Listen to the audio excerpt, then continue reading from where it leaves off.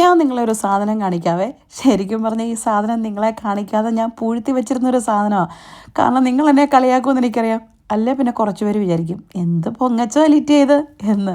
അതുകൊണ്ട് കാണിക്കാതിരുന്ന കേട്ടോ.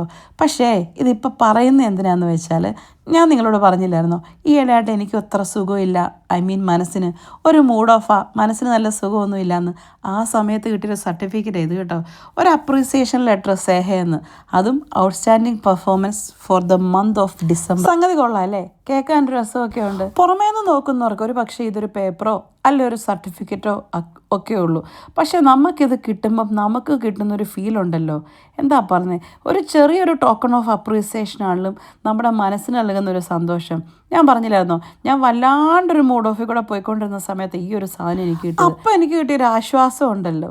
എനിക്കറിയില്ല, നമ്മൾ പറയത്തില്ലേ ഈ മുങ്ങിച്ചാൻ തുടങ്ങുന്നവന് കിട്ടുന്ന ഒരു കച്ചിത്തുരുമ്പെന്നൊക്കെ നമ്മൾ പറയല്ലേ, എന്ന് പറഞ്ഞ പോലത്തെ ഒരു ആശ്വാസം ഇതെൻ്റെ കൈ കിട്ടിയപ്പോൾ എനിക്കും തോന്നിയതാണ്. ഇതിപ്പോൾ പറയാൻ കാരണം ഒരു പൊങ്ങച്ചയിപ്പ കാച്ചേക്കാന്ന് വിചാരിച്ചിട്ട് മാത്രമല്ല, നമ്മൾ എത്ര ഡൗൺ ആണെങ്കിലും, നമ്മൾ എത്ര മൂഡ് ഓഫ് ആണെങ്കിലും നമ്മളെ പൊക്കിക്കൊണ്ടുവരാൻ തമ്പുരാൻ എവിടെയെങ്കിലും ഒരു കച്ചിത്തുരുമ്പ് ഇട്ടിട്ടുണ്ടാവും. കേട്ടിട്ടില്ലേ, സംഭവിച്ചതെല്ലാം നല്ലതിന്, സംഭവിക്കാനിരിക്കുന്നത് നല്ലതിനെന്ന്. അത്രേ ഉള്ളൂ. ഇന്നത്തെ ഉപദേശം ഇവിടെ തീർന്നതായിട്ട് അറിയിച്ചുകൊള്ളുന്നു. അപ്പം ശരി, എന്നാൽ പോയേച്ചും വരാം.